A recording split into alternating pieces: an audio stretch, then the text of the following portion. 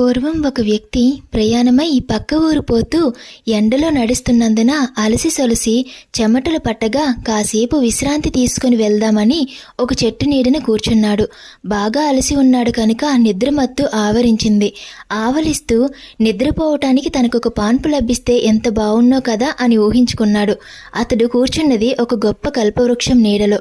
అతడి ఊహలో కోరిక మొదలవగానే అతడి పక్కన ఒక చక్కని పాన్పు అమర్చబడింది.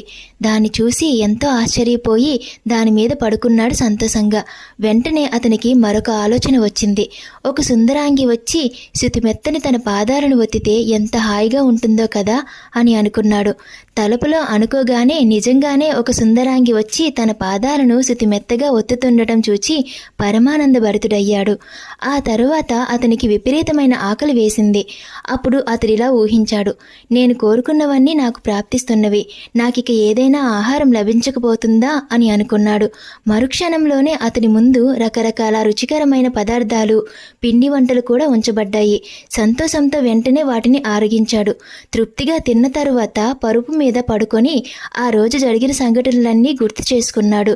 అలా ఆలోచిస్తూ టక్కున ఇప్పుడు హఠాత్తుగా నన్నొక పులి వచ్చి గట్టుక్కును మింగితే అని ఊహించాడు. మరుక్షణంలోనే నిజంగానే గాండ్రుమంటూ ఒక పెద్ద పులి అతని మీదకి దూకి చంపేసింది. ఆ బాటసారి ప్రాణాలు కోల్పోయాడు. సామాన్యంగా మానవుల రీతి ఇలాగే ఉంటుంది. కీర్తి, గౌరవాలు, కోరికలు అని భగవంతుణ్ణి ప్రార్థించే పక్షంలో మీ కోరికలు కొంత మేరకు తప్పక నెరవేరుతాయి. అవి మితిమీరినట్లయితే వాటిలో ఒక పెద్ద పులి దాగి ఉంది అనుకోవటం జ్ఞాపకం ఉంచుకోవాలి.